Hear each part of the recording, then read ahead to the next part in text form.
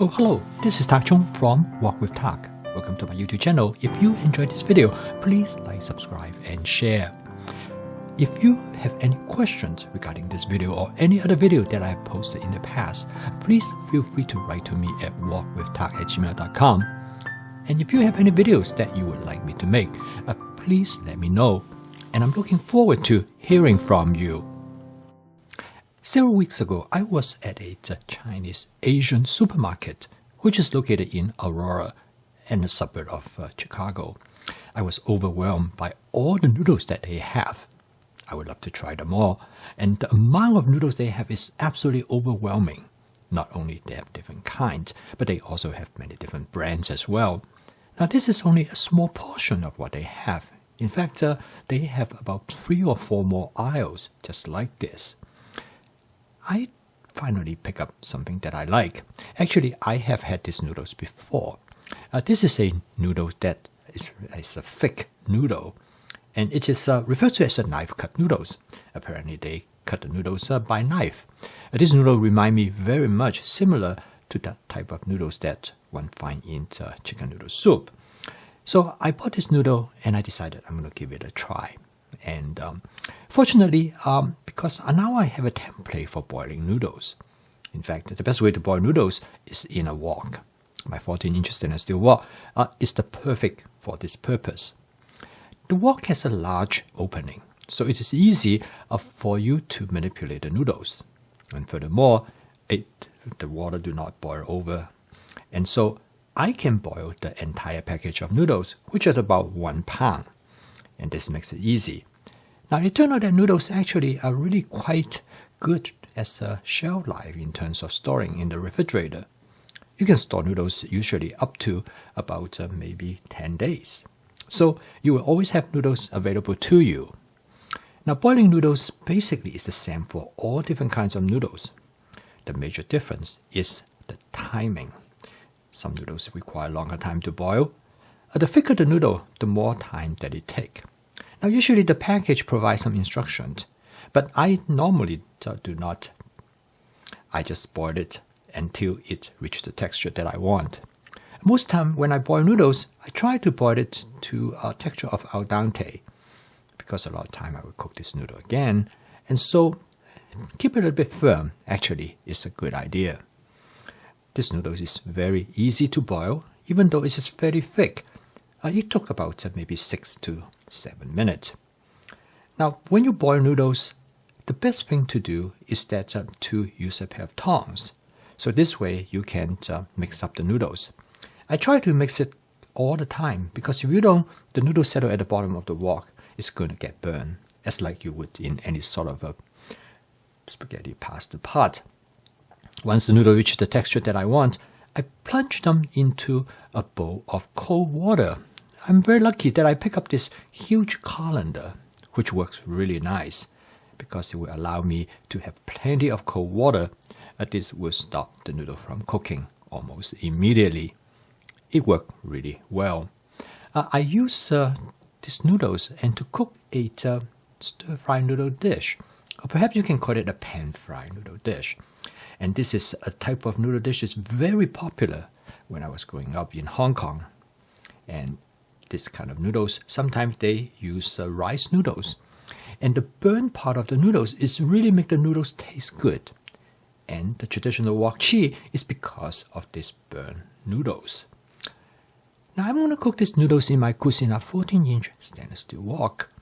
Now I really like this wok because it has a large flat bottom surface. So this way you can lay out the noodles and you can let the noodles to char. And this provides a very convenient way. Now, this wok has to be seasoned. I use my spot seasoning method to create a non-stick cook surface. Now, noodles is notorious for burning and stick to the bottom of the wok. In order to avoid that, the best way to do it is just like when you cook fried rice. Store the noodles in the refrigerator after you cook them and keep them there for about 24 to 40 hours. Actually, the longer is better. This will dry out the noodles. And once they dry out, they will not stick and burn. And you can see, and it works really, really well. Now, again, this is a basic template for frying noodles. In fact, you can use this template to fry any kinds of noodles you want, including spaghetti pasta noodles, angel hair noodles. But different types of noodles fry differently and have different flavor. And of all the noodles that I have fried, this is probably right on the top. I really like this. At this point, I use my wok spatula just to check.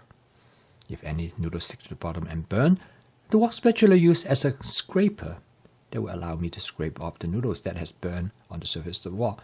So a stainless steel wok spatula is really handy. Now, I love this particular wok spatula because it is very sturdy. Okay, looks like nothing stick, everything doing very well. I use my tongue to toss the noodles.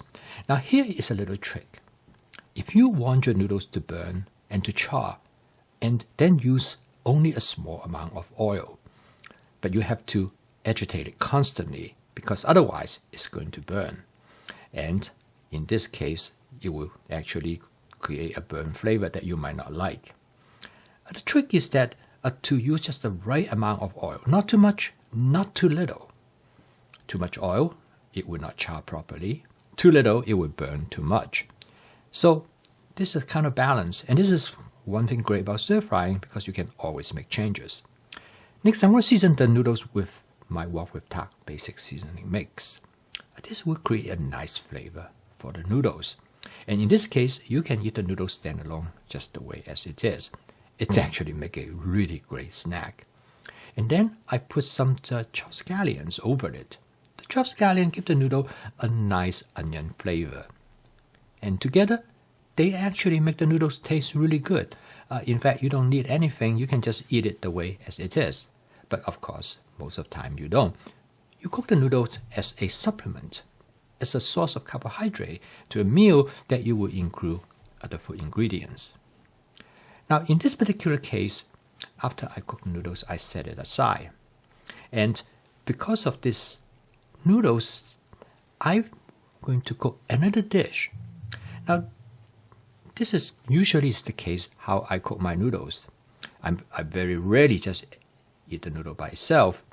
I always cook something else to go over the noodles. Now, for this particular dish, the best way is to set the noodles aside, and then you put whatever food ingredients that you cook on top of it. Now, in this case, I cook a vegetable medley dish. This vegetable medley dish includes Brussels sprouts, broccoli, carrots, yellow squash, and I also cook some shrimp to go with it. Now, the nice thing about using this approach is that you can keep the crispiness of the noodles, so that if you cook the noodles together with the other vegetable ingredients, then the noodles will be softened. Then you will not have this nice crispy charring texture. I also cook some shrimp together with the vegetables. So you can see here, the noodles provide the source of carbohydrate, but it also maintains its distinct characteristics. It has its own flavor because I flavored it with the wok with tak basic seasoning mix, as well as with scallion. Most importantly is that it will maintain that crispy charring texture. So it will give the noodles a distinct flavor from the vegetable dish. So consequently, you have the contrast between the two dishes. And this is referred to as combinatory stir frying. Means that you cook the ingredients separately and then you combine them together.